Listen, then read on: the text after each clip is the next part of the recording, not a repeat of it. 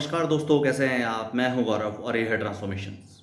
पिछले 7-8 महीने में हमें काफ़ी सारे मामले देखने को मिले जिसमें डे केयर सेंटर्स में या प्ले स्कूल में या प्री स्कूलिंग में बच्चों को किस तरीके से, छोटे छोटे बच्चों को किस तरीके से मोलेस्ट किया गया, हैरास किया गया या उनके साथ प्रॉपर मैनेजमेंट या प्रॉपर ट्रीटमेंट नहीं किया गया उनके साथ। अभी एक रिसेंट ही मामला हमें नोएडा से देखने को मिला जिसके अंदर इवन एक खुद ही 16 साल की बच्ची एक 15 महीने की बच्चे को किस तरीके से ट्रीट कर रही है, उसके हाथ पे काट लिया गुस्से में आके और उसे मारा पीटा इस तरीके से।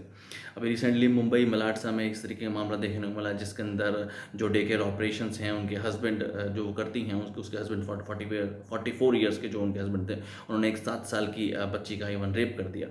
एक मामला हमें तमिलनाडु से देखने को मिला जिसके अंदर जो 2 मेड्स हैं जो बच्चे को मैनेज करती हैं, किस तरीके से गुस्से में आके जब वो बच्चा उनको तंग कर रहा था तो उसे डस्टबिन में मतलब डाल दिया और किस तरीके से डस्टबिन को फिर उन्होंने लात मारी और उस तरीके की सीसीटीवीज काफ़ी वीडियोज़ हमें देखने को मिली। मामला एक बेंगलोर से भी देखने को मिला जिसके अंदर इवन एक बच्ची टेरेस पे चली गई और एक तरीके से जो डे केयर सेंटर था उन्होंने नहीं ध्यान दिया और वो टेरेस से कूद गई और उसके बाद उसकी डेथ भी हो गई। ये काफ़ी प्रोमिनेंट मामले हैं जो काफ़ी रिसेंट एक तरीके से चर्चा में रहे। इसके अलावा और भी बहुत सारे मिसमैनेजमेंट के इस तरीके से काफ़ी मामले हैं कि बच्चे के ऊपर गर्म चाय गिर गई या प्रॉपर तरीके से ट्रीट नहीं किया गया या मार दिया या इस तरीके से थप्पड़ मार दिया गुस्से में आके इस तरीके से। और अगर आप ओवरऑल देखेंगे तो प्री स्कूलिंग या प्ले स्कूल या इस तरीके की जो इंडस्ट्री है इंडिया में वो लगभग फ़िलहाल 4 बिलियन यूएस डॉलर्स की है या आंकड़ों में कहें तो लगभग 4000 करोड़ की।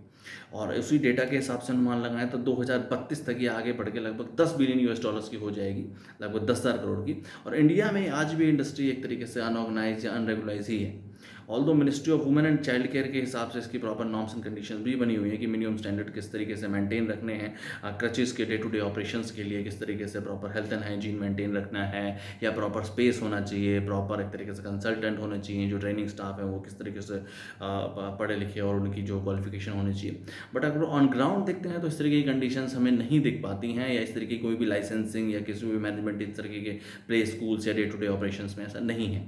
ऐसे में जो हमारे राज्य स्तर की सरकारें हैं, भले वो कोई भी राज्य हो किसी भी जगह का हो,